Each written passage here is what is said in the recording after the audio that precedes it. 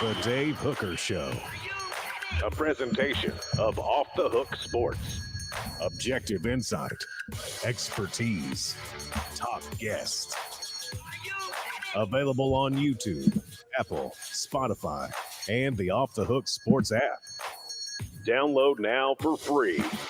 Also available on offthehooksports.com. I compute and obey. Now to Dave Hooker. Ready. Two things I don't believe in: hyperbole and predicting future success. That being said, this will be the best show you've ever seen. Quite simply, it's just that easy. Fred White will join us Football Friday with Fred. We're going to talk transitioning into football as a high school prospect into college. But we're also going to talk some baseball as those pesky Diamond Vols made it to the College World Series. We'll visit with John Wilkerson, the voice of the Diamond Vols. I think he's already in Omaha, and this cat's going there as well. It's our own Caleb Jarreau, who also happens to be the sports editor of a Daily Beacon, is a rising star and has done a fantastic job of covering recruiting, a big visit weekend. We're going to get to that as well. But he's about off to Omaha, and Jarreau played baseball and knows the LSU program quite well, being from that area. So we're looking forward to the preview. Caleb Calhoun, how are you, sir? I'm doing good. Happy Friday to you guys. I'm ready to go. I got the Foo Fighters on Sunday night, so I'm pretty excited. Caleb, they start at 9:30 instead of 7, though, so I don't know how that's going to work out for old Dave. Caleb Jarreau, how are you, sir? I'm good. How are y'all? Good. Fantastic coverage, recruiting. We will get to that. A big visit weekend. Please go ahead and hit that like button. And if you haven't subscribed to this point, and I'm also told by the YouTube powers that be, turn your notifications on because we've got more Celebrate 98 coming your way. Brought to you by Tennessee Cider Company. Jeff Hall is up there, clutch kicker, and it's hard to be a captain as a kicker, but he managed that. So hit that like button for me. Caleb Jarreau, there's no question about it that Tennessee should be commended for going to Hattiesburg, getting through the super regional, but it doesn't get any easier when you go to Omaha, especially with LSU and arguably the best player in the nation on the mound. Your thoughts of the matchup? Yeah, Tennessee got a lot of people are talking about like if they should reseed when teams make it to Omaha, because Tennessee's side of the bracket is loaded. You've got Wake Forest, which is arguably the best team in the country, LSU, which is probably number 2 in the country, and then you've got Stanford, who defeated Texas and hosted their own regional and super regional, and then Tennessee on that side. And Tennessee gets to see the best pitcher in the country game 1. So the Vols only hit 205 in Hattiesburg against Southern Mississippi, and they're pitching. Obviously, yes, Tanner Hall is a good pitcher, and they put 4 on him, but besides that, Southern Miss really didn't have a lot of flashy names. So I really worry about them having to face Paul Skeens and seeing, triple digits all night with 3 pitches thrown for strikes. And he leads the nation in strikeouts, and he's chasing Ben McDonald's strikeout record for a reason. So I worry about Tennessee in that ballpark and facing Paul Skeens, but we'll see what happens on Saturday night. There we go. And coverage of the College World Series is brought to you by Andy Mason, AndyMasonRealEstate.com. Save you thousands or tens of thousands of dollars. That's AndyMasonRealEstate.com. He's my realtor. Should be yours. Best prices and best service in the biz. It's just that easy. Calhoun? Jarreau, so who does this help? Because I know what you were talking about last week with Tennessee's offense, but obviously there were 2 rain delays because of just the disastrous weather. Well, I just pulled up the forecast in Omaha, and it looks like thunderstorms are in the forecast all afternoon tomorrow from like 1 to 11. So that's fine, though, Calhoun, as long as they're not in Manchester, Tennessee for Bonnaroo on Sunday night, because we just bought the tickets. It can rain there, and we can postpone that thing, but the Foo Fighters aren't hanging out. Sorry, Calhoun, go ahead. I'm not sure, Dave. I don't know if you know what you're getting into going to a music fest 3 days. Yes, this is. I don't know either. So, but Jarreau, if weather is off and on, do you think that hurts Tennessee's offense or helps it? In game 1, I'm not as sure it plays as big of a factor. So when you're facing LSU, their bullpen is not deep, but they have a couple pitchers who they can pull out in a rain delay. My worry is if you get in the game 2 or 3, it'll probably help Tennessee more than hurt just because of how many pitchers and arms they can throw out of a rain delay if the starter has to come out because of rain or anything like that. More so with Tennessee's offense is that ballpark does not play well for Tennessee's offense. They got some timely hits in Hattiesburg, timely hits in Clemson. Like Zane Denton's home run to keep the Vols alive in Clemson was a wall scraper, really. And if you look at Charles Schwab Field, that ball is probably caught not even on the warning track. And the ball does not fly in Omaha at all. So I worry that if they try to rely on the home run ball like they have in the past, that it might not play well for them. But as for rain, I really think until you get to game 2 or 3, it doesn't matter because most teams, and I assume LSU and Tennessee included, are going to throw their best arms night 1 and try to stay in the winner's bracket. So, given that fact, it's going to come down to Tennessee's pitching then, right? So, how does Tennessee's pitching? How can they hold up against LSU's lineup? Andrew Lindsey got hit around by Southern Miss, but before that, he looked really, really good. And that's who I assume will pitch Friday night. And then obviously you have Chase Burns coming out of the bullpen in a closer role. He was throwing 102, 101 against Southern Miss with a slider that was moving 2 feet off the plate. So, I mean, their pitching is there.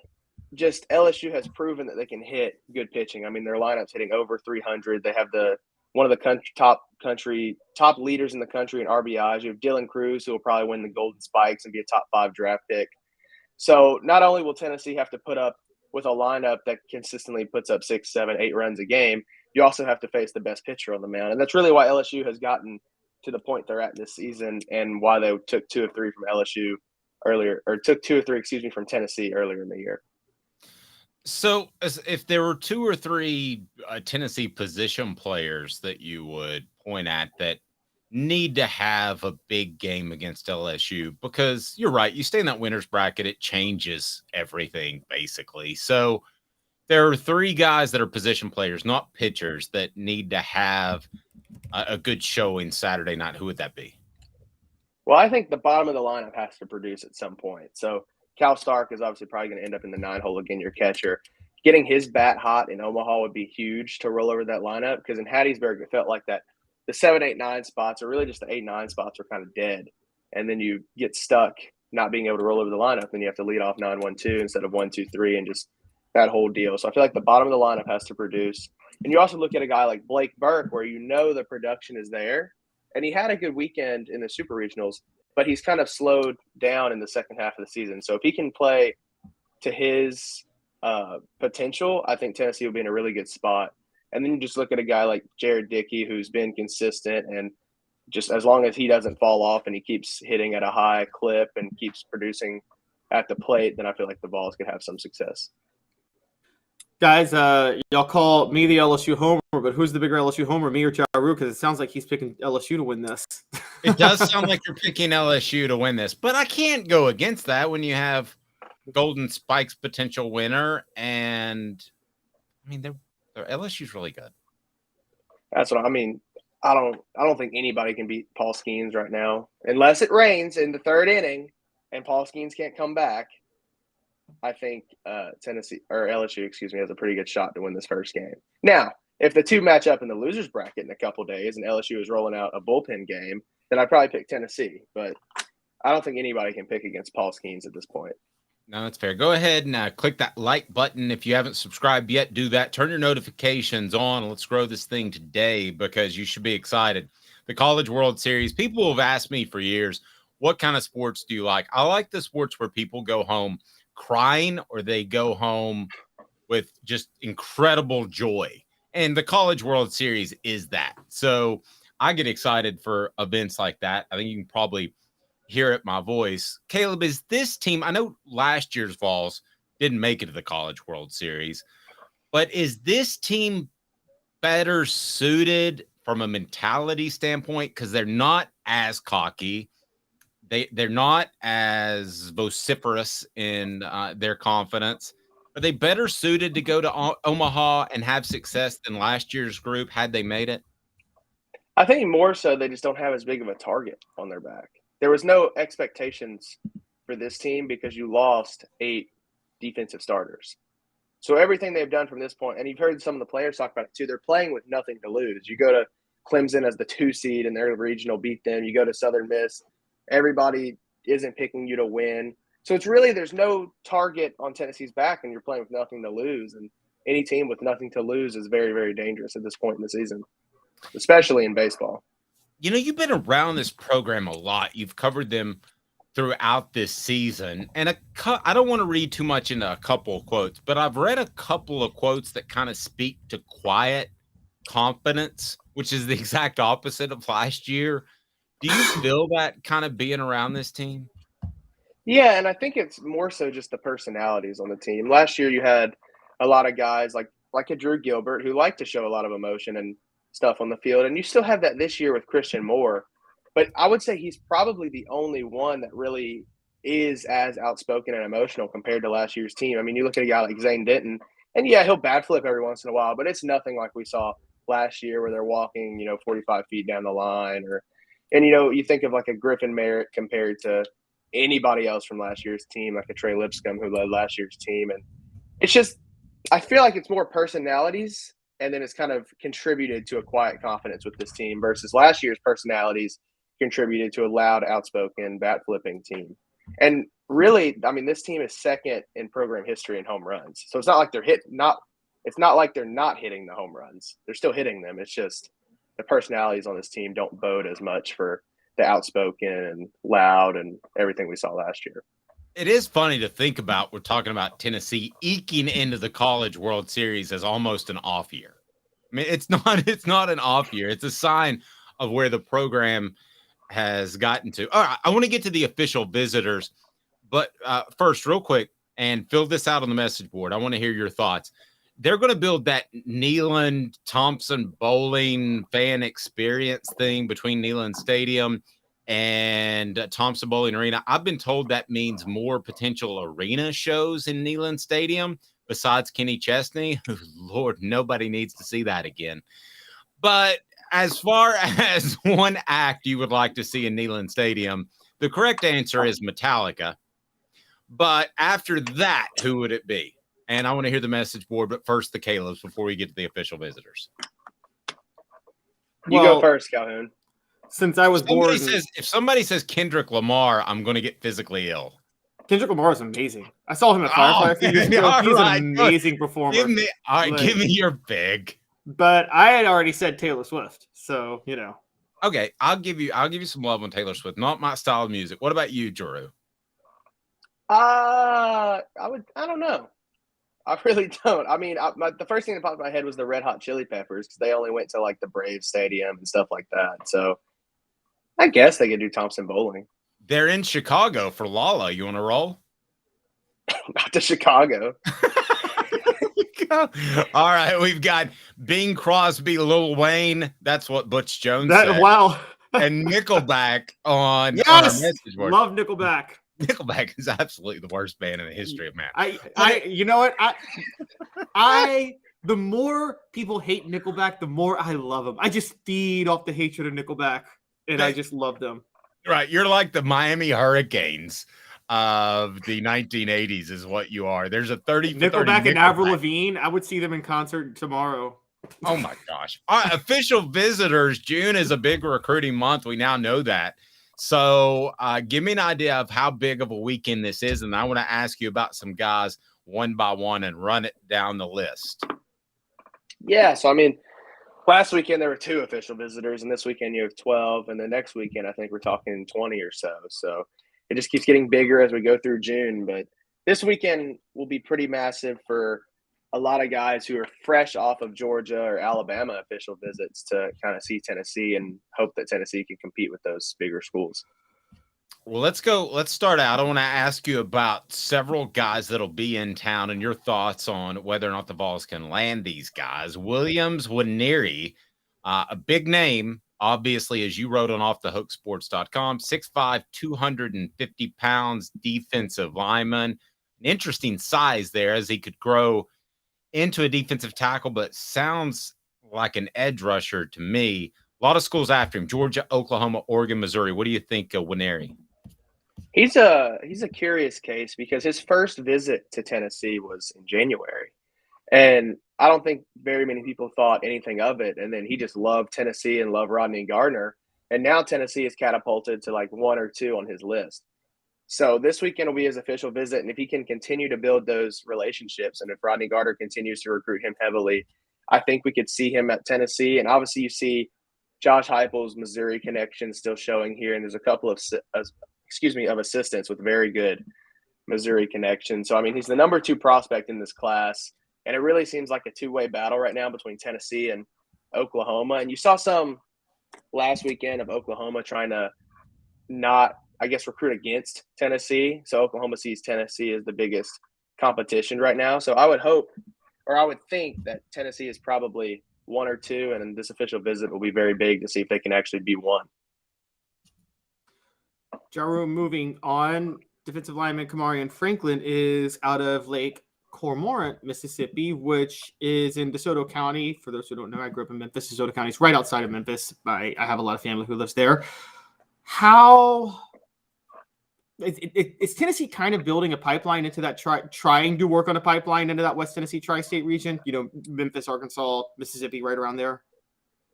I would assume so, just because of the fact that right now, I mean, you look at a guy like Franklin, like how big is the draw to Ole Miss or Mississippi State right now?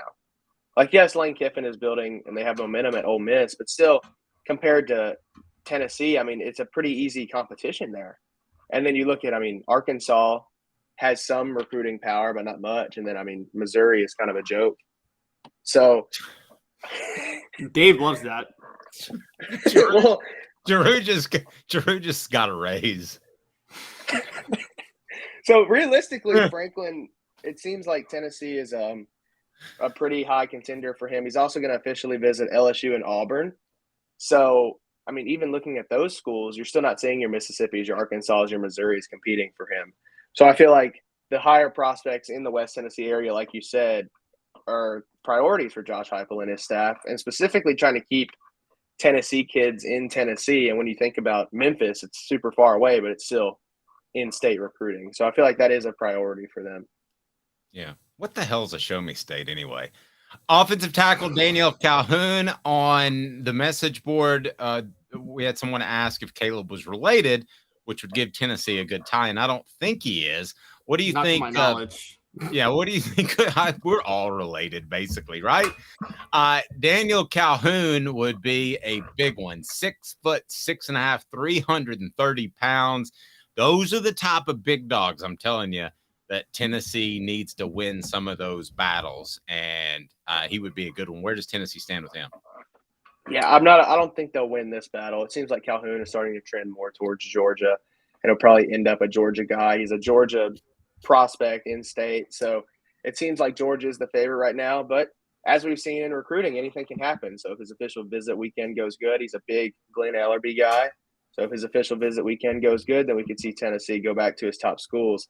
But he also has officials playing with Georgia, Texas, Alabama, and Auburn. So this is definitely a heavyweight battle, and I feel like right now, if you asked me where he was going, it'd probably be Georgia. By the way, the state bird for Missouri is the eastern bluebird. Will somebody tell them they're not in the East? They're not in the SEC East. They're not in the Eastern United States. How can it be the eastern bluebird? I'm sorry, Caleb. Go ahead. I will say there's no divisions anymore. Well, that's true. But there are. Now they're just in the Southeast. But there are divisions with birds. I will say I respect the St. Louis Cardinals, and Nelly had a pretty epic run in the early 2000s in hip-hop. Okay. He had a lock on the hip-hop game for quite some time. It's getting hot in here with recruiting, Caleb. Here we go. And by the way, guys, take a look at Daniel Calhoun. I don't think it's possible that he and I are related. I'm just going to say. So yeah. Anyways, okay. Moving on.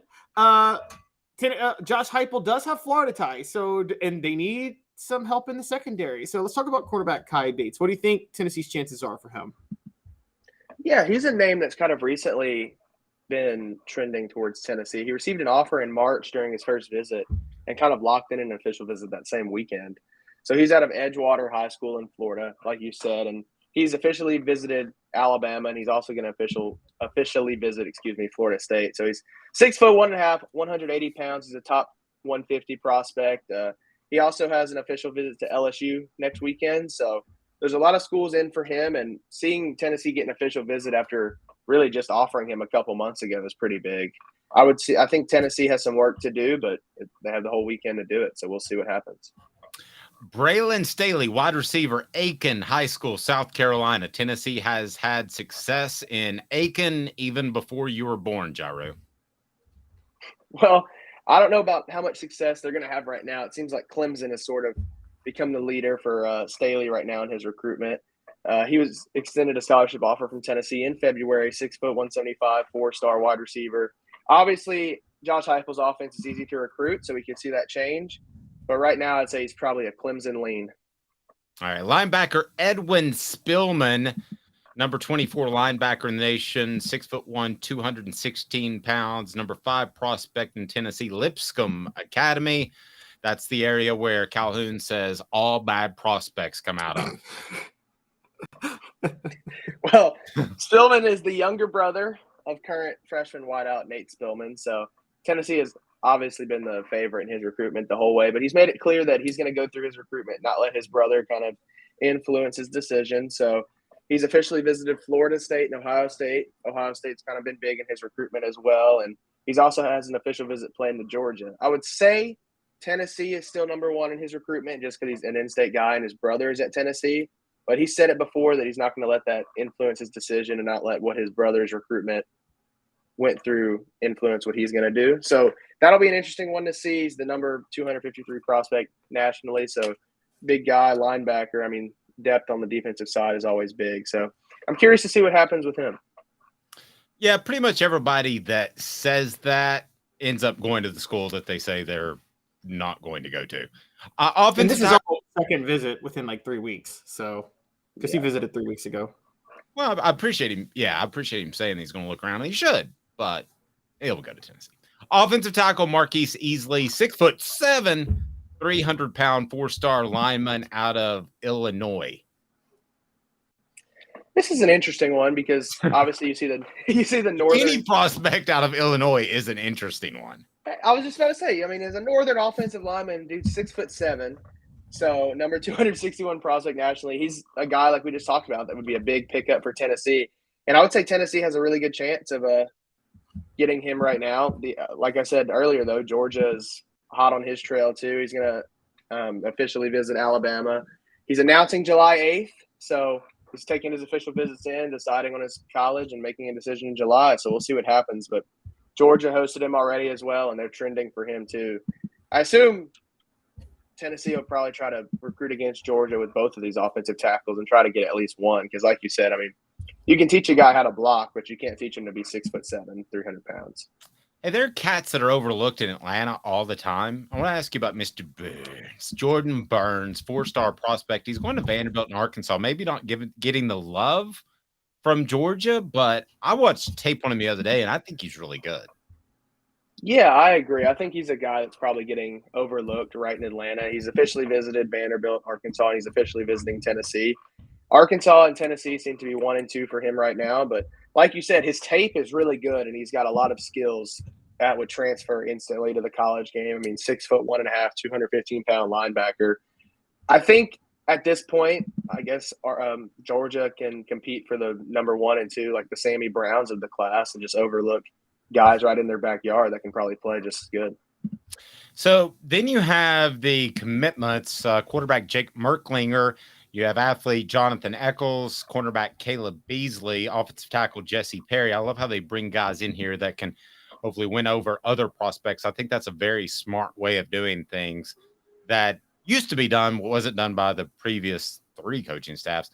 Merklinger, though, just his name comes up over and over. I know he's a quarterback, but how active do you think he is in recruiting? And of course, everybody wants him to be as active as some guy named Nico. But that could be a challenge. What do you think of Merklinger as a recruiter? I think he is pretty active. And like you said, he's at Tennessee just about every weekend. So he's making connections with prospects, and I know he goes to camps, and he was invited to that big NIL event that On3 put on in Nashville that also hosted every top prospect in the nation. So he's making relationships, building friendships, and trying to peer recruit these guys. But really this weekend, like we've talked about already, I think the biggest one might be Jesse Perry, 3-star offensive tackle, because you have those other offensive tackles on campus that Tennessee really wants to get, those 6'7", 6'6" guys like we talked about earlier with Easley. I think Perry and Ellerby, if Perry just peer recruits like you saw Nico do last year to some of those offensive tackles, or even Merklinger talks about wanting to throw behind some of those offensive tackles, some of those big guys. I mean, that could go a long way in this recruitment because prospects expect coaches to tell them, what they want to hear, that you're going to play a lot, you're going to have good facilities, all that stuff. But when you hear it from somebody else your age or even a current player, it's kind of a different experience. So I'm glad they do the peer recruiting because I do think it helps. And especially with Merklinger, who's in Knoxville just about every weekend, I think he's building a lot of relationships. Well, you had news on Boo. Oh, did I scare you, Carter? And I want to get to that, but I know Caleb has another recruiting question. Coverage of recruiting today brought to you by Craft Treats. Go to crafttreats.com. Use the promo code Off the Hook. Get 20% off any of their treats, including the chill pills with the CBD derivative that will help with your pet's digestive issues, arthritis, or anxiety. crafttreats.com. crafttreats.com. Use the promo code Off the Hook. So before we get to Boo, Calhoun, you were going to say? Yes, I got a broad question first before I get there. I do want to point out that Javonte Spraggins is from Illinois also. So Tennessee already has a guy starting from there. That's a good point. I wanted to Jarreau, I'm sure you saw how J.J. Harrell committed to Mississippi State, I believe, after decommitting from Tennessee. And when we had you on to talk recruiting a couple of weeks ago, I started to ask, is it a concern that there hasn't been much recruiting movement in June? And it was early, so we said, let's give him some time. I still say, and Dave does too, that this is the most important recruiting month of Josh Heupel's tenure. Well, we're now halfway through June and still no significant pickups. Is it time to start raising a red flag? I don't think so. I mean, obviously, Boo Carter is going on Saturday, but a lot of these guys are guys who are taking all of their official visits before they announce their commitments. And we also saw, compared to like your Alabamas and your Georgias, Tennessee's last 2 weekends of June are where they have their biggest prospects, with next weekend being their biggest official weekend visit that they've marketed to the prospects all season. Compared to Alabama and Georgia, which use the first 2 weekends of June to host the majority of prospects. So I think it's not that big of a deal just yet. If we get through July and we have 4 or 5 guys who took officials to Tennessee not committing to Tennessee, we might want to raise the red flag. But I think right now it's more of just playing the game and trying to get in with these guys who announced their commitments in July or in early August. All right, so Boo, you had news on Boo, and he's going on Saturday. What do you got from Boo? Yeah, so he officially visited Michigan last weekend, and then he was on campus for an unofficial with Tennessee this Wednesday and Thursday of this week. So he was taking a last look at Tennessee before heading up to the 40-40 Club in New York to announce his decision. I would say right now it is Michigan and Tennessee. The only thing that worries me is Michigan is recruiting him as a wide receiver versus Tennessee as a defensive back. So I guess it'll really come down to if he wants to catch passes versus break them up. And then Michigan has gotten a lot of momentum and steam for Boo Carter in this last month or so. I still would say Tennessee is the favorite, but Michigan is kind of a little more worrisome right now. Wait a second. He's announcing at the 40-40 Club? Are we not sending somebody like me to the 40-40 Club to cover this? They got the Jay-Z Lounge in there. Oh man, I'm all about that. It is funny that club's named after steroid-induced performance in sports. I had to Google what the 40-40 Club is. But it's named after 40 home runs and 40 steals, which was done by Jose Canseco when he was on the juice. So do you get steroids when you walk in the front door? I mean, if you can, I don't know. If it helps me hit 40 home runs in Major League Baseball, then I'm going to the 40-40 Club, I guess. Not to mention Jose Canseco had quite a few celebrities on his arms back in the day. Quite a few very pretty celebrity women. He was no Jeter. Is that where Alex Rodriguez went? To get his steroids? Yeah. That's exactly what you meant. Right down the road, right? Yeah, thank you, Caleb Jarreau. Safe travels to Omaha. By the way, I will just tell you, Council Bluffs, Iowa, very nice casino, great buffet, very winnable tables. One of 2 casinos in the nation I walked away a winner, that in St. Louis. So why don't you like St. Louis? I won in St. Louis. No, he's asking why you don't like St. Louis. Why don't you like it? I like St. Louis. I just don't like Missouri. And just go in there. St. Louis is in Missouri. Well, I know, but it's almost like it's different. The rest, I don't know. The whole state's lame. But St. Louis is good. You must really hate Patrick Mahomes. That's right. I can't stand him. All right. Great job, Jory. Safe travels. Yes, sir. I'll talk to y'all later. Thank you, buddy. Have a good one. Sir, making me feel old. Hey, Fred White, how are you, sir? I'm doing good, Dave. How are you? I'm never better. Can I work in a 2-minute break and I'll be right back with you because I got some good questions to ask you about the Vols. No problem. I'm waiting. Sweet. Hang tight. 2 minutes. Fred White, former Vol. That's always exciting. This is Off the Hook Sports. Family has been creating jewelry since 1986. Each piece unique with a story all its own. I'm Rick Terry with Rick Terry Jewelry Designs. I'm a jeweler, and I want to be your jeweler. We're grateful that you chose us to be Knoxville's best jeweler. My family and staff look forward to serving you. So please come see us. Kingston Pike and Campbell Station Road in the heart of Farragut and downtown on Gay Street, right next to the Tennessee Theater. Hi, Mike Davis here with City Heating and Air, reminding you to always dare to compare. Our team provides quality local heating and air service, installation, and maintenance across East Tennessee. We use only the best equipment like American Standard heating and air conditioning for your residential, new construction, or commercial needs. Honesty, dependability, and customer satisfaction have been the cornerstones of our business since 1961. City Heat and Air. Dare to compare. With all that sun, sand, and salt water, the beach is a very relaxing place. Unless you wear contacts. Ow! Open your eyes to the best the beach has to offer with LASIK vision correction from Campbell Cunningham Laser Center. Ah. Do you want to own the more that owns every job? Then get to Vassy Lawn and Garden in Cleveland and get you a Toro. I'm David Vassy, here to talk to you about Toro.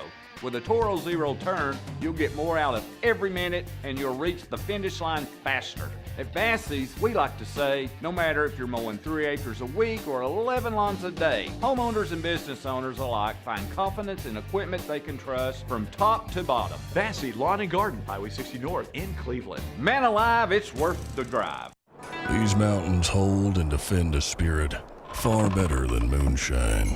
A drink that holds flavor that becomes necessity. A hard cider made and relished by folk who are as hearty as they are legend. A refreshment that can only be found in one place. With a taste that makes you say, give me 3 bottles of the good stuff. Tennessee Cider Company, where necessity can be found. Who's this guy? Hello, who is it? The Dave Hooker Show. Who? A presentation of Off the Hook Sports. What? YouTube, Apple, Spotify, and the free Off the Hook Sports app. Back to Dave Hooker. Love this guy, Fred White, joining us now, VFL, former Tennessee safety. And Fred is a big part of the Celebrate 98 series. I mean, heck, he is a series, and it's gone incredibly well. And I learned so much about Jeff Hall. That's up on our YouTube page. So be sure and subscribe, hit that like button right now and get the notifications on because we'll have more coming down the pike. Fred, so Boo Carter is announcing at the 40/40 Club in New York City. I don't know if he's going to be in the Jay-Z Lounge, but there is a Jay-Z Lounge. You've rolled with me. I've been there. Oh, kudos. All right. Tell me about the Jay-Z Lounge. It has a pool table in it. I'm looking at a couple of pool tables in it. It's nice. It's nice and plush. They bring out the nice bottles of champagne where you don't see the sparklies and all that type of stuff. You know, you don't want any. That's the executive suite.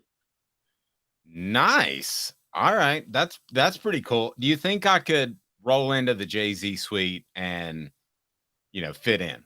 Usually, security takes you up to the Jay-Z suite in a whole nother, elevator or back steps. We don't want them to be taking you out of the place. Okay, so security guards are good for two things: get you in the VIP and get you out of the club. All right, so there are a couple of things I want to get to, and kind of a big picture recruiting question right off the top, because I was thinking of you and the influence that Georgia prospects had in Tennessee in the 90s and into the 2000s. And for those that don't know, Fred is very close to not only former players that he played with, but former players at Tennessee. And he's also very tight there in the Atlanta community. And I'm just curious, there's some other things I want to get to, but how different is Tennessee viewed right now by Atlanta area prospects than maybe it was just a couple of years ago? Is there a significant difference? Complete difference. If you see the show that we put on every week, the home games, the points we put up, the crowd noise, the checkerboard, Neyland Stadium, and those type of things, and you watch the fireworks after touchdowns or the fireworks to get the game started, and all the excitement that's going on in the stadium, I think those things have helped put Tennessee back on the map when it comes to saying, okay, if I'm a top recruit, I don't want to miss going there. Let me at least go check it out because it looks so good on TV. And if you come and actually see it in person, it makes a big difference. But not only that, it's what we did on the football field the last couple of years. And I think last year made people realize one thing. Okay, they're back. They're at least back on top with a new coach. They got something that's innovative. They got something that's could be, sports changing for the University of Tennessee. They can start winning championships again. They're actually in the conversation. So I think that's going to be big for us. Not to mention, you got two other teams coming into the SEC next season, Oklahoma and Texas. So you get a chance to play on an even bigger stage, even bigger than what it is right now, by adding two marquee teams like that. So I think Tennessee is right where they need to be when it comes to being highlighted by recruits. I think everyone kind of circles that moment that Tennessee sends them a letter now. Fred, as a defensive player coming out of high school, would you have looked at Josh Heupel's offense and the fact that you're going to have to play 80 plays on the flip side because he's running 80 plays on the offensive side? Would you have looked at that as a negative at all? Dave, I'm one of those guys that you might not ever want to ask that question to. I want to play with competition. I want to go out there and get it in. If I got 80 plays, that means I got 80 plays to get a tackle, get a knockout hit, cause a fumble, or get an interception. My whole thought process has always been, well, as a team with us in 1998 and the guys I played in the 90s, our rule was if they can't score, they can't win. So I don't care how many plays you're playing. Go out here and compete. If I can shut you down for 80 plays as a receiver and I'm playing DB, man, I'm going to talk trash about it the whole time. And it also looks good on film. Let me turn this over to Caleb Calhoun, who is a big fan of the R. Kelly Lounge. I'm about jail because that's where he's at. I don't want to go anywhere with all guys. I'm sorry. You can go to R. Kelly's Lounge as much as you want to. I don't like orange jumpsuits. I like orange jerseys. All right. Sorry for that intro, Caleb. Go ahead. I mean, Fred, I was going to ask, it's funny because you're seeing Josh Heupel's offense. You are of a unique time of the SEC in that you got to face Steve Spurrier and Mike Leach, both offenses. So curious, having observed Josh Heupel's offense and having faced Steve Spurrier's offense and Mike Leach's offense. Now, I know Florida was tougher than Kentucky because Florida just was actually Kentucky. I know that. But so throw talent to the wayside, okay? Throw talent to the wayside. Assume that the talent was all even between the three. Which one do you think would be the most difficult to defend against? Josh Heupel's. Really? Mm-hmm. Josh is, well, here's the thing. Steve Spurrier, I understand more now than what I did before. The one thing I do understand about Steve Spurrier's offense, it was about getting the ball to a spot as opposed to being exactly on time with the ball and those type of things. I think also they knew what we were running. We ran quarters. He ran quarters beaters. Those are things that you do as a coach, to show that, okay, if this team is a quarters team, what offense can we run against them that makes them look average, really? If you're a team that runs cover 3 and cover 1, you can run route beaters. And this was Steve Spurrier did those things. When it comes to Mike Leach, he just had a game plan and said, okay, we're going to do this, this, and this. Get the ball out in the hands of our guys real quick and real fast, run a fast-paced offense. They're running shorter routes, trying to get the ball out of the hand and timing routes, those type of things. If you put your hands on the receivers, it throws off the timing of the routes, which makes, if their quarterback is going to hold the ball and not go to his first or second read, it makes their offense not work very well. So with Josh Heupel, it's a different thing because you got RPOs. You can run the ball now out of the same set that you would pass that ball out of. Same formations, those type of things. And then you look at, they bait you into jumping routes. They bait you into jumping routes, then they also they'll make it to where you make a mistake. Whenever you make that one mistake, boom. He takes what you give him, and if you give him a big play, he's going to take the big play and they're going to hit it. And they're going to go fast. I think Josh's would be the harder one to go against because you run the ball a lot out of that set as well. It's pretty interesting. I thought you might have it second to Spurrier, but no. Spurrier had elite talent, guys like Fred Taylor, Jaquez Green, and those type of guys. Travis Taylor. You talk about guys who can go out and get the rock. You also had a guy who won the Heisman Trophy. I can't think of his name, but Danny Wolfel. So you're looking at guys who were very talented, and they had a coach who understood the game. So yeah, I look at it as I like what they did, but I think some of the things we did defensively in 98 and 99 changed up how I looked at his offense. I didn't think of it as being as dominant then. But if you look at the talent he had on that squad, those things were what made the team different. Well, not to get too terribly sidetracked, because there's something I want to get to about incoming players, but was there a moment, or when did you feel like you kind of figured out Spurrier's offense? I'm not going to say we figured it out, but we understood the concept. They run a lot of corners and slats and double curls at different levels. He was trying to get his guys in space where space was in zone defenses.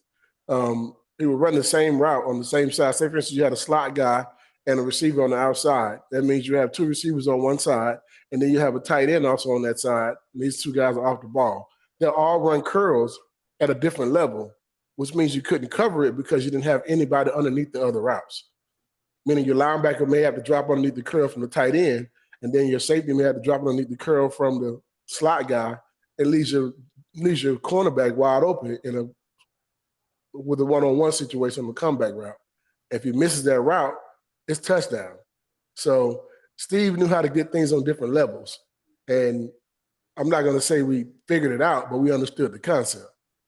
I got a Peyton question that popped up on the message board. Portions of the program brought to you by City Heating and Air Conditioning. CityHeatandAir.com. Might not need a new unit if your AC goes out in this hot weather. Might just need a part or some coolant, and you're good to go. CityHeatandAir.com. 50 years in Tennessee.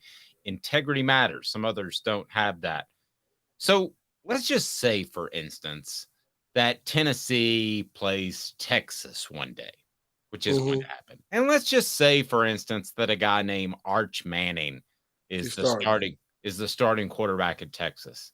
Who's Peyton Manning rooting for? Arch Manning. I thought so too. Why is that? That's his nephew. Why wouldn't he root for his nephew? He may not be rooting for the University of Texas, but he'll be rooting for Arch. I guarantee it. It's true, because Archie rooted for you guys when y'all played Ole Miss. I remember, in 96 and 97. That time y'all played in Memphis. That was a very. Why wouldn't he root for him? Well, now I'm with you there, but I'm curious. So, do you root for him to have a great game, or you do root for Texas to win, or ideally would he go like? I don't know exactly how Peyton would do that, but I would root for if my nephew's playing the quarterback for the other team. I'm rooting for my nephew. I'm sorry, but I'm going to be rooting for my team also. I may not root for his team, but I'm going to root for my nephew to do well. It's my nephew. I mean, that's your blood. I'm with you. That's a pretty darn good answer. 4 Downs now, brought to you by our friends at Zen Sports. 4 Downs is now. 4 Downs. 4 questions. 4 answers. The Dave Hooker Show. 4 Downs. A presentation of OffTheHookSports.com. All right, Fred. So I wanted to ask you about players as they transition into college football, because you and I have talked about it. You really shouldn't depend on freshmen at all. It is such an incredible transition. It's darn near impossible. But I wanted to break that down a little further. So let's do that. What down is it, Cooper Mays? Coop here. First down. All right. So first down, easiest position to transition from high school to college is? Assuming the talent is there. Running back. What position? Running back. Okay, that's what I would think. Now, what's second? Probably defensive line. Okay, I was going to go corner, because if you're naturally, like you, of course, if you're naturally that athletically gifted, then I would think that you would be able to stick with guys. But yeah, but that's not the only thing you do as a defensive back. You got to also learn how to play within the zone. You got to also learn how to play within, with the talent level that you have as well. I mean, you can line up across from a guy that's a Peter Ward as a freshman, and that's not going to be that's not going to be good for you if you've never seen anything like that. Also understanding defense, understanding what's going on. If you're going out and asking a guy to just cover somebody man on man, I get what you're saying, but the game is more than just man-to-man coverage. You got to understand the concept of routes and route reading and offensive alignment when they move, and how to understand if it's run or pass and that type of stuff. In high school, you don't really get to learn things like that. Not a lot of coaches understand that themselves in high school. So when you get to college, it's a different learning curve when it comes to playing defense. People used to always say, oh, those guys on defense because they're not smart. No. You got to learn how to understand the game at a different level when you get to the next level. And every level is different. The NFL was different than college. You need to learn and know a little bit more. But I think running back is because you just give that guy the ball and he has to run. I mean, that's it. All he needs to know is who to block and what hole to hit. On the defensive line, all you got to do is figure out how to manhandle one guy and stay in the right gap. That's it. All right, before we get to the hardest position to make the transition from high school. Is it not kicker or punter? Oh, it's not kicker or punter. Those don't even count. Except for Jeff Hall. But second down, the hardest position, 4 Downs, brought to you by our friends at Zen Sports, the new sports book in Tennessee, revolutionizing the way you earn sports betting rewards. With Zen Sports, your rewards are cash rewards. You bet with real money, and now you are rewarded with it too. Earn a whopping 5% cash back as a welcome bonus for your first 15 days when you sign up with the code HOOKED. That's HOOKED. Keep betting and keep earning every month after that, with up to 3% cash back rewards on your betting volume. Best of all, earn cash commission on your referral bets with Zen Sports Referral Rewards Program. The cash is back with Zen Sports. Doing it right. Download the app today. Use the promo code HOOKED. So what down is it, Cooper Mays? Cooper Mays here. Second down.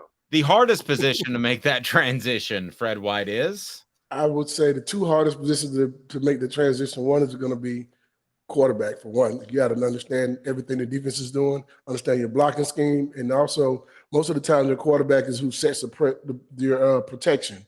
So sometimes if an offensive lineman misses a block, a lot of times that call came from the quarterback because this is what he saw, to be able to point out those guys. So, I mean, I look at it from a standpoint of offense, quarterback. On the defensive side of the ball, safety.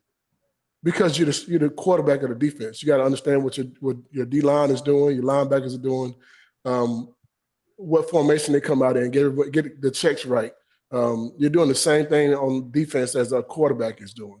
So I think those are the two hardest positions to transition to. All right, so we're going to have Caleb's going to take over for third down, and Cooper Mays reminds us of the down. Tennessee center Cooper Mays here, third down. Thank you, Cooper.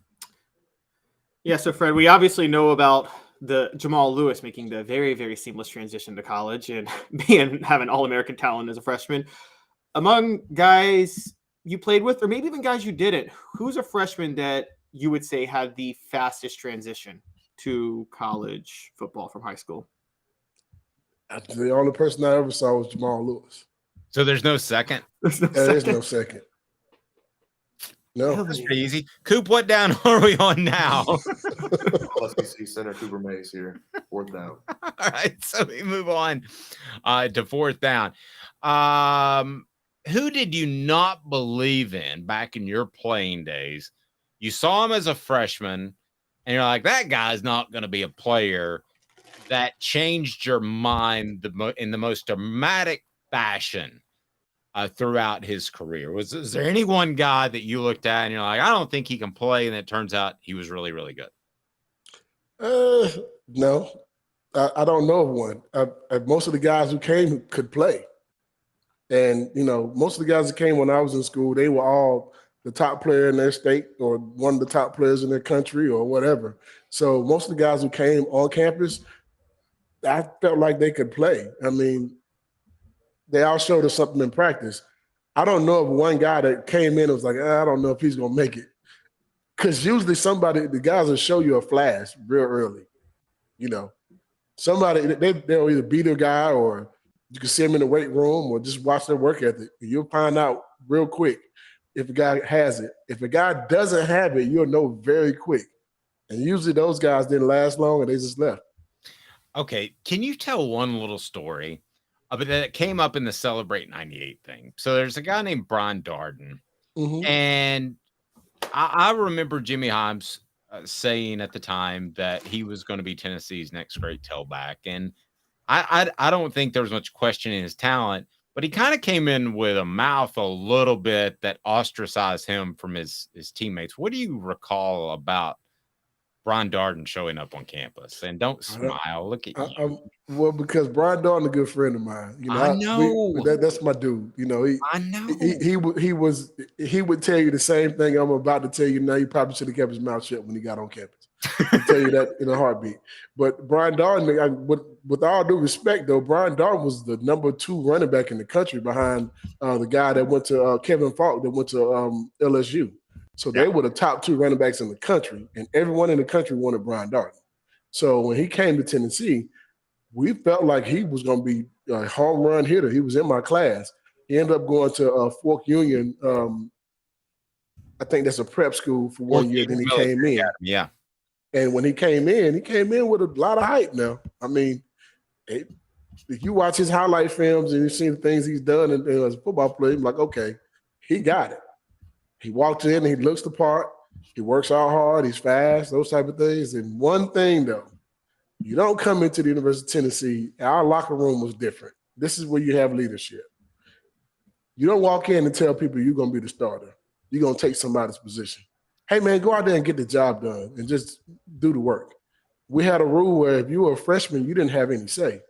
You basically just listen and understand what's going on, and you figure it out. You don't talk much as a freshman. Jamal Lewis didn't talk much as a freshman. I mean, and he had every right to after going for 200 or some yards in the first game he played. So I look at it like Brian Darden came in with the wrong attitude, and whenever Brian Darden was in the lineup, you already knew that everybody was gunning for the run. We weren't going to let him get a yard. In practice. Yeah. In practice. Coach Yost over here.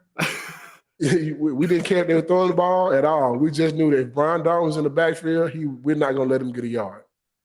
Because we're not going to let him talk. And, that was the thing. If he would have got past the line of scrimmage and made a 10-yard run, everybody in the country would have heard about it.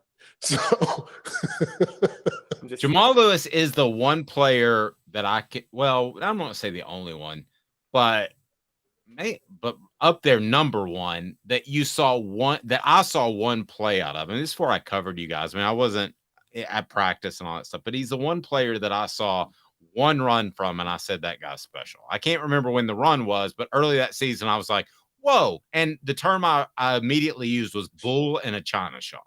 Mm-hmm. Mm-hmm. And that dude was knocking down China fast. Well, and that's the other. You asked that first question. You talk, a guy that you didn't think was going to be good. Everyone had one of those moments. Everybody did. Had that moment like, dang, okay, he's pretty good. Even Brian Darden had those moments. He caught the ball out of the backfield a few times and shook somebody and got down the sideline. And you'd be like, okay, he got it. You know what I mean? But it wasn't many that I saw that just didn't have it, because that means you weren't really going to be. I mean, I doubt that you would have signed with us if that was the case. We were signing top 2 and 3 classes at that time when we were in school. So we weren't bringing in guys who were duds. No, you were not. Great stuff, Fred. We look forward to continuing the Celebrate 98 series. It's brought to you by Tennessee Cider Company. You can go to tncidercompany.com, use the promo code HAT, and get some free swag. Get a hat with any order. You can order Tennessee Cider from the Tennessee Cider Company, and I think 46 states in the nation. Probably Missouri not on board. We were ripping Missouri earlier, Fred, but I don't know why Missouri drew my ire today, but they did. But they need to. That's right. It is fantastic. So check it out, tncidercompany.com. Use the promo code HAT. Fred, have a blessed weekend. Are you in the ATL this weekend? I'm in the ATL this weekend. I actually have my office open this weekend from 10 to 2. First Saturday we've been open since we've been open. So guys, come give us the lava. Yeah, tell us about how we can be in good hands. You can be in good hands by giving us a call right here. Dave, I like how you teed that up. You can be in good hands right here with us. Just give us a call at 770-381-0367. Myself or my wonderful staff will be ready to help you to answer any questions that we can for you. Just give us a call, or also look us up on any social media network, Twitter, Facebook, Instagram. It's Fred White Allstate. You can also just Google us. If you don't want to talk to us, you can get a quote by yourself right on our website. You don't want to talk to Fred. Get that Darden story, that Brian Darden story. Fred, have a blessed weekend. We appreciate you, buddy. Oh, you have a good one, Dave. Yeah, go Vols, baby. Have a good one, Fred. Thanks, man. Fred White of Football Friday with Fred. 2 minutes and the best voice of all of sports. It is John Wilkerson. I saw that look, John. I saw that John rolled his eyes when I said that. I saw that. Do you know me to give out compliments or criticism unless it's duly warranted? Have you ever known me to be disingenuous, even at my own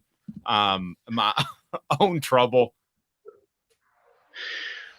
I think Caleb would agree with me when I say yes. I mean, you always know where you stand with me. John Wilkerson is the best voice of college baseball and beyond. Can we take a 2-minute break? You know how this biz works, John. Absolutely. 2 minutes. John Wilkerson. Stay tuned. And Craving Wings South North Shore location, where we've heard people say that you can get the best wings in East Tennessee. Pero ¿quién es este? El número 87, Jacob Warren. I'll just do 6 of my sauce 87, please. Imposible, señorita. Dale 6 más. Look at these wings. Perfectas, deliciosas, fantásticas. Man, I don't know what you're saying, but it sounds awesome. How do you say fresh, never frozen in Spanish? Frescas, nunca congeladas. Make your way to Craving Wings and get you 6 más. But what was funny about Cadis, we were a full continuum of care at that time. We had detox, we had inpatient, we had outpatient. So we were doing a lot of the things that we do now. But now we just do them so much better. It's really a simple program, but we're complicated people. I am what I am, and now I got to do something about it. You can take your life back. Call Cadis today. Got cataracts? We can fix that. Never miss another moment. With a little help from Doctors Campbell, Cunningham, Taylor, and Hahn. at cctis.com. Do you want to own the more that owns every job? Then get to Vassey Lawn and Garden in Cleveland and get you a Toro. I'm David Vassey, here to talk to you about Toro. With a Toro Zero Turn, you'll get more out of every minute and you'll reach the finish line faster. At Vassey's, we like to say, no matter if you're mowing 3 acres a week or 11 lawns a day, homeowners and business owners alike find confidence in equipment they can trust from top to bottom. Vassey Lawn and Garden, Highway 60 North in Cleveland. Man alive, it's worth the drive. Our family has been creating jewelry since 1986, each piece unique with a story all its own. I'm Rick Terry with Rick Terry Jewelry Designs. I'm a jeweler, and I want to be your jeweler. We're grateful that you chose us to be Knoxville's best jeweler. My family and staff look forward to serving you. So please come see us. Kingston Pike and Campbell Station Road in the heart of Farragut and downtown on Gay Street, right next to the Tennessee Theater. What the? What was he thinking? Release the hounds. The Dave Hooker Show. Keep cool. A presentation of OffTheHookSports.com. John Wilkerson joining us now. You can hear him from 6 to 9 on the Sports Animal, as he is also the voice of the Diamond Balls. And John, where are you right now? Are you already in Omaha? Yes. Arrived on Wednesday. The team was home for 26 hours. It landed at 2 o'clock on Tuesday after winning the Super Regional at Southern Miss, and then left at 4 o'clock on Wednesday. And I mean, they hit the ground, got here that evening. Then they had a practice yesterday as part of the open practice where the public could attend. Each team got 1 hour on the field at Charles Schwab.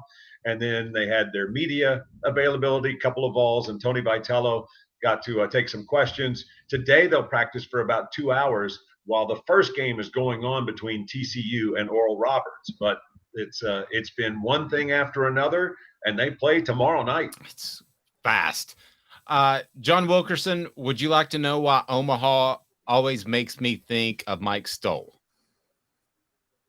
Why is that? Okay, because Mike Stoll and I, when I was the voice of the Tennessee Thundercats, which I didn't give myself that name. I just did the play-by-play. Somebody else did. But did the Tennessee Thundercats. We were in Omaha. The Beef were playing the Thundercats, the Beef. And I taught Mike Stoll how to play blackjack.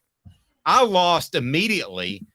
And so I went back to the room. He sits down at the $25 minimum table instead of the $5 minimum table and was embarrassed to get up and leave. Walked away with $2,500 in about 30 minutes and said, I'm done. That's Mike Stoll. I can see why that would stand out. And I'm down 200, which was a heck of a lot of money at that time. Still is today. All right, John. So what are some keys for this Tennessee baseball team as they take on arguably the best pitcher in the nation and one of the best teams, no doubt? Well, I think they just stick with what they've been doing because that's what's worked. Both teams are really different from when they met back in week 3 of the SEC schedule. Tennessee had the lead. They actually scored first against LSU and Skeens, but LSU was stronger in the middle innings. They came back each time. And while you certainly have a national player of the year, certainly SEC player of the year, in Dylan Cruz in center field, it was actually second baseman Gavin Dugas who was the big difference maker because he had a home run and a double in each of the first 2 games. And as soon as Tennessee got the lead, he gave LSU the upper hand back. So I do think that there is a measure of confidence. Just do what you can. I mean, hang in there. If you can get past Skeens and into the bullpen, Tennessee, I think, has as good a chance as anybody to get a win in this opening game.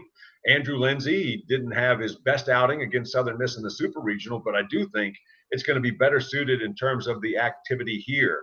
I mean, it was a very different atmosphere at Southern Miss, and it was kind of stop and start as it really was just, unfortunately, not his best outing, but I think he's got the perfect mindset to lead the way. So when they do get it going tomorrow, I think he'll be just fine because he has been so strong for Tennessee in opening one weekend to the next. John, I want to talk a little legacy real quick. because this is Tony Vitello's second College World Series in 3 years. He won the SEC regular season and tournament championship last year, the year they didn't make it. Given Tennessee baseball's, I guess, not great history, I mean, is Tony Vitello already the greatest coach in Tennessee baseball history? I would hit the pause button on that. I would say for sure he's the second, and he certainly has the potential to be. He's doing things that no coach has done before, but Rod Delmonico won 699 games in 18 years. He took Tennessee to the College World Series 3 times, and he also swept the regular season and tournament championships in the same year that he did in 94. Actually won it back-to-back years in 94 and 95. So I think Tony would point to Rod Delmonico first, but here are some things that Tennessee's done that they never did with Rod, and that is, one, they've made it to the second College World Series in 3 years, as you just mentioned, Caleb. And so this is the fastest turnaround. If Camden Sewell gets into the game, he'll be the very first ball to pitch or appear in 2 different College World Series, which I think is just a really nice reflection of where the program is. You've won 3 straight regionals. You've made it to the super regionals 3 straight years. So there is sustained success here that unfortunately evaded Rod Delmonico. He had a 5-year run where they made it to the regionals each year. But in terms of we have only seen peaks now in terms of Tennessee baseball coach Tony Vitello. So I would still point to Rod Delmonico as number 1, but Tony Vitello certainly has an outstanding resume to be a 1A. Yeah, doesn't Delmonico show how unpredictable the sport can be, because they had that 2005 team, right, that made the College World Series that was so young, and then they just struggled right after that with everybody back, didn't they, in 2006 and 2007? And is it me, or is college baseball the most unpredictable of the major sports? Well, it certainly is. And all you have to do is look at this team that's in Omaha now for the Volunteers. You wouldn't have thought at 5-10 after 5 SEC series that this is where they would finish their season. It's a testament to them, as well as just looking at just putting down the building blocks as to what had to happen for Tennessee to get better. And when Tony Vitello put his best defensive lineup together, that's when everything started to click. It took pressure off of his pitchers so they could relax and just kind of realize that all they have to do is work and get the next out. They don't have to be perfect. It's not all on their shoulders. And then as that defense settled in, they got better in the box. So their offense started to click. And then you had to win on the road. This is the 5th straight week that Tennessee's been away from Knoxville, but they won at South Carolina. They did have the short stay at the SEC tournament, but they went back to South Carolina, won the Clemson Regional, and then went to Hattiesburg and took the Super Regional there against Southern Miss. So Omaha is the 5th straight week for Tennessee to be on the road. And it's the first Tennessee team that ever made it to the College World Series without a single win in the postseason in Knoxville, which is also really significant in terms of the accomplishment. John, I know it's a smaller sample size, and you mentioned Delmonico 18 years, but it felt like Rod Delmonico would field a great team every 4 or 5 years, and then maybe struggle a little bit, and then field a great team, and it was just kind of up and down. Again, Vitello is smaller sample size, but it seems more consistently knocking at the door. Is that a fair statement? Yes, I think so, because you can't help but think that in 2020, they were going to do something special. I mean, where they were leading the nation in offense at the time that everything shut down, I mean, they didn't play one SEC game, so it's fair to wonder exactly how it would have stood up. But boy, they swept the tournament at Round Rock as you beat Stanford, who's in this year's College World Series. You also beat top-ranked Texas Tech, and you beat a pretty good Houston team in between. So would have loved to have seen with Garrett Crochet, who went straight from Tennessee to the Chicago White Sox. Would have been neat to see what that team might have accomplished. But you came close to making the SEC tournament year 1 with a team that had won 7 conference games the year before.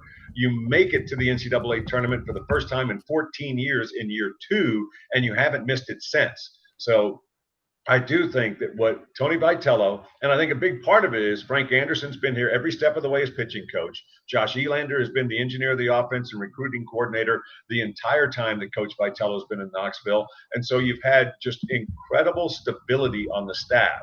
And even though there were some hiccups this year with the team struggling and stumbling out of the gate, you just have to give this staff, as well as the players themselves, credit for working through it, because they've earned the opportunity to fix things. And while they started out as a preseason number 2, I don't think they were ready for that kind of ranking because they replaced all 8 defensive starters. And I mean, that's beyond significant in terms of just, first of all, a new crew coming together.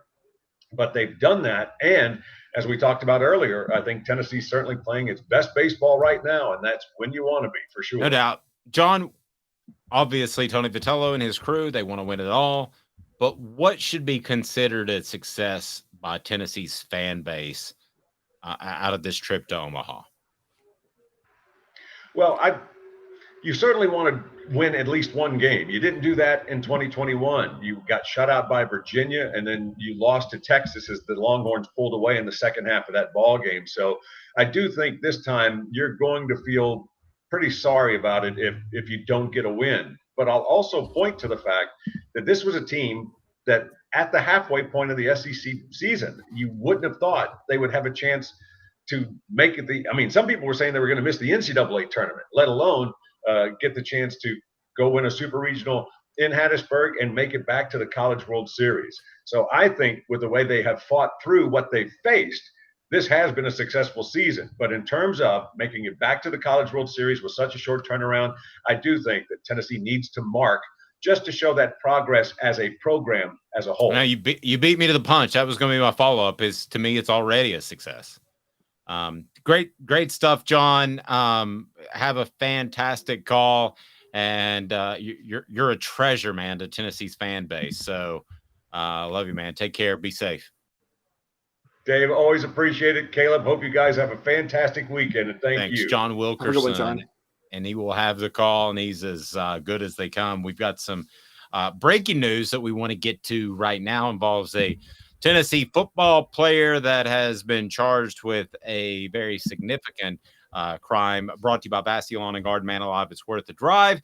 You can come from Nashville, Knoxville, or Chattanooga to Cleveland to get those industrial and commercial mowers with their buying power. Vassy Lawn and Garden will save you money. Excuse me. Go to Vassy.com.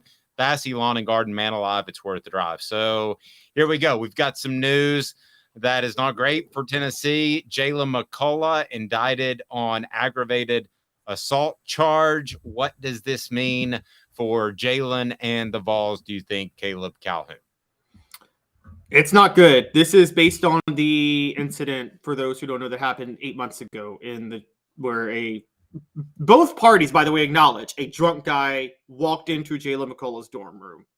And we don't know what happened after that. We just know that there was a punch or some sort of physical altercation in which the person got hurt.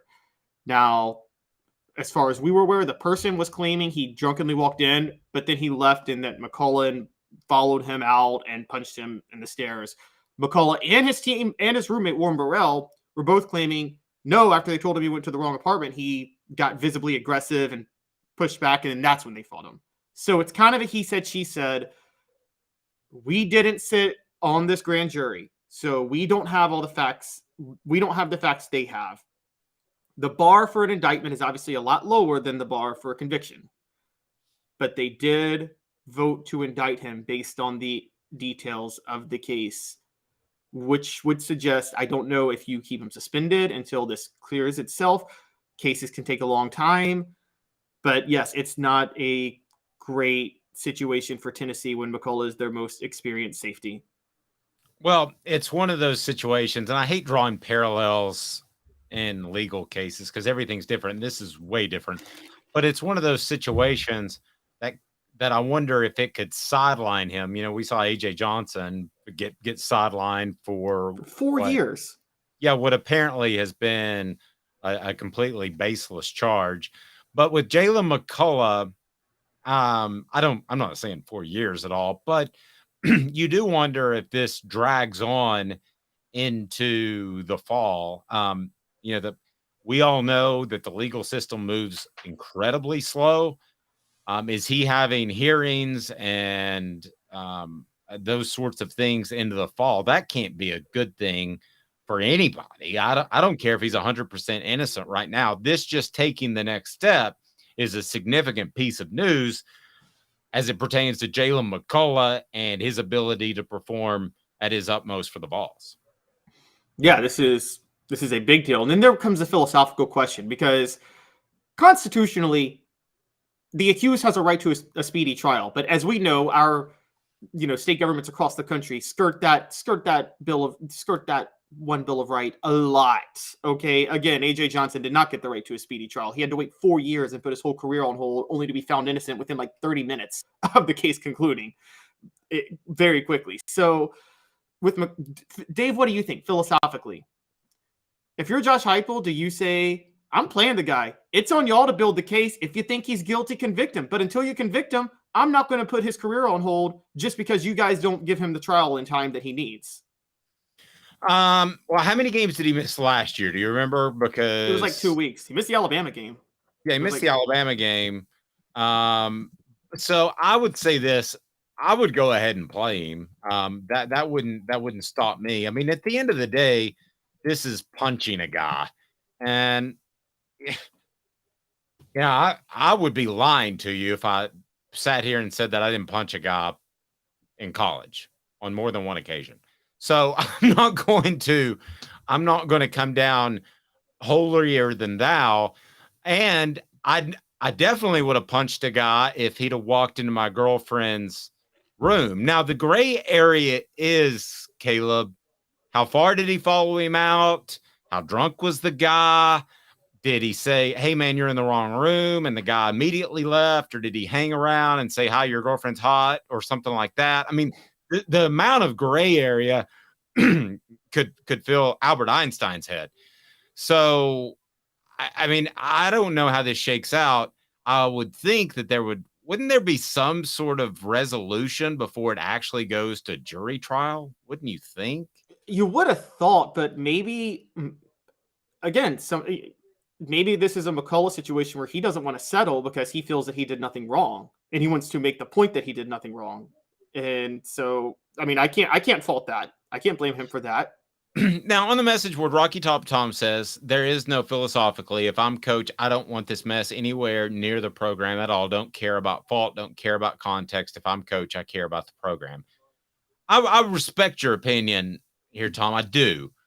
But I don't think it's right to sideline a guy's career for something that could be very, very defensible.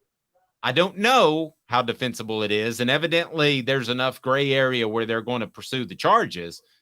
But Caleb, I mean, this could turn into a lot of different things, and I do think it's important to point out, what are they supposed to say? But McCullough's defense has said absolutely innocent. Those are the words they used. So they are digging their heels in the sand. You typically wouldn't do that unless you felt really good about your case. It could be posturing, but typically when I've seen lawyers use those type of terms, they feel really, really, really good about their case. Yeah, and DAs are different across the country. I don't know if Knoxville has the same DA that was there in 2014, but for people that question You're whether or referring not to the AJ Johnson case? Yes. Well, I but would hope not. That DA had not look, we don't know what happened with AJ Johnson, Mike Evans. I think it was Mike Evans. Maybe not Mike. There was another player. We don't know what happened with AJ Johnson, the other player, and that girl. Nobody does. Only they know.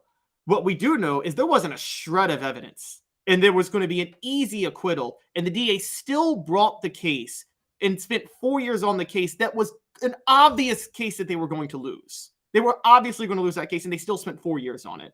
So just because the DA brings the case to trial doesn't always mean that they have the evidence. I think sometimes there is a little bit of an ambition for a lot of DAs of, I'm going to take on the football team. And okay, that is true. There is also oftentimes ambition for civilians to try to continue to further charges against athletes in hopes that they have money. That's something that we haven't talked about with NIL. Going after a kid who didn't just had a scholarship, nothing else 10 years ago was not the same as potentially going after him now. Now, I am the type of guy that I'm going to side, like Tom, I'm going to side on the side of the legal system and the police 9 times out of 10. But this is the 1 time out of 10 where I'm just going to tell you I'm not sure. And I hope that's not a cop-out. But I don't know, and I don't think anybody knows except for about 4 people, Burrell, McCullough, girlfriend, punched guy, what really happened that night. So I hope they find a resolution without it going to trial. Let's talk about this strictly from a football standpoint. You could argue Jalen McCullough is Tennessee's best defensive back. He's definitely the most important. I mean, we talked to Fred earlier about the knowledge, how experience is crucial when you're playing the safety spot. He's the only experienced safety on that team, and experience at safety covers a lot of times for deficiencies in the rest of the secondary, i.e. Trey Flowers last year. And Tennessee might have needed that from Jalen McCullough this year. So this is a huge loss for Tennessee. I mean, you couldn't... If he doesn't play, if he doesn't play. If he doesn't play, this is a huge loss. I mean, this guy covers... Tennessee is going to have issues at cornerback again, and Jalen McCullough is the type of guy that you're going to need to cover for some of those deficiencies. I mean, you can't understate how big of a loss this would be, or overstate how big of a loss this would be for Tennessee. To answer your earlier question, I had a second to think about it. I'd just play him. I really would. I think he sat 2 games. If worst case scenario, he got in a fight on the strip and punched somebody, that sounds like a 2-game suspension to me. Yeah. I mean, my thing on this is, as long as the person isn't seriously physically injured. I think it was it Tony Franklin, the defensive tackle, and Tony McDaniel. Tony McDaniel, excuse me. And I combine him and Abreu Franklin, I think. But Tony McDaniel punched a guy, and the guy's jaw was broken. And I thought Tennessee was too soft on him. It is the punch, it is the action, but also what happens from the action is a factor. How injured are you? And by all accounts, the guy got hit in the head, but he also severely injured. It's a different situation. Tony McDaniel, that was an intramural basketball game. It's where you do the punch matters. If McCullough punched a drunk guy who came into his apartment versus you punching somebody in an intramural game, I mean, totally agree. But you would agree too that the broken jaw is worse than a bloody lip, right? Absolutely. I mean, broken jaw, you're eating through a straw for the next 6 weeks. Travis says if I'm Heupel and I sincerely believe his innocence, he's going to play, do what's right. I agree with that. If I'm Heupel and I believe his innocence, and I've said this before, you can lie to the police, not that you should. You can lie to your lawyer, you can lie to everybody, but if you lie to your head coach, you've just really messed up your career. So there is always the understood rule that you don't lie to the coach. You tell him what happened. As long as he's done that, yes, I have no problem playing him whatsoever. So if I believe he's innocent, he's going to play. But if I believe that he's only partly guilty, like he maybe walked him down 3 or 4 steps and punched him, I'm going to play him too. Does that make me a bad person? No. Because the guy could have turned around and said, listen, jackwagon, I'm not, it was an accident. You're an idiot. Why don't you go bleepity bleep, bleep, bleep? And then, at that point, you're pretty mad about not only him walking in your girlfriend's apartment, but also him cursing you. Again, this is all hypothetical and speculative. But if that happens, in my younger days, I would be apt to punch somebody. And let's break this down too. Like, okay, let's just think about this for a minute. What's more likely to be true here? A drunk guy. Look, I've been obnoxiously drunk. We all have. But a guy who we know he was drunk. He admitted himself he was drunk and walked into McCullough's apartment. So what's more likely? A drunk guy escalating tensions because he's drunk and feels like he can, or a football player who stands to lose everything chasing a guy out of his apartment down a flight of steps? Like, which one is more likely to be true? I'm with you. Usually when I have a problem with a drunk guy and he walks away, that's the end of it. I'm like, good, he got away from me. I don't go re-engage with him. Tom and I didn't completely agree throughout the show, but there's his latest post. We definitely agree on that. Don't lie to coach or grandma. Them's the rules. That's absolutely right. Thank you, Tom. Even though we didn't agree, great give and take there. He's Caleb Calhoun. I'm Dave Hooker. I'll give you a review of the Foo Fighters next time I see you. This has been a presentation